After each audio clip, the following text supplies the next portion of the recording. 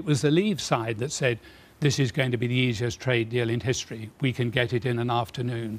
We will easily be able to get trade deals around the world. Many of the things that they said were absolutely pie in the sky.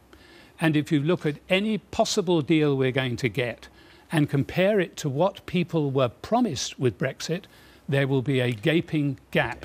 Now, that is a reason why people might want a second referendum. I mean, if, for example, well, let me give you an illustration. Let me give you an illustration. Would you buy a house without knowing the price? No, you would not. Should we finally decide to leave Europe without knowing the cost of doing so? And by the cost, I don't just mean to the government, to the nation. I mean to the lives of individual people in every constituency in the land.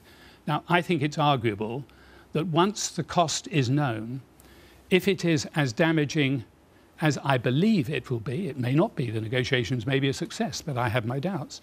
If it is as damaging as I believe it to be, then you either face the question of letting the public endorse it or not, or 5 years down the road, when it is blazingly apparent how much has gone wrong, there will be a huge amount of disillusion, much greater disillusion than we've yet seen with the British political system. Because, so a referendum isn't an easy option, but it's not one at this stage that I would rule out.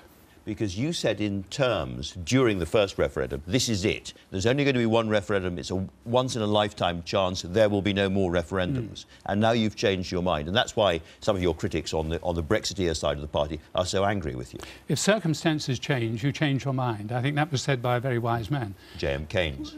Absolutely, Keynes. And we now know that circumstances have changed. The promises made are not going to be met.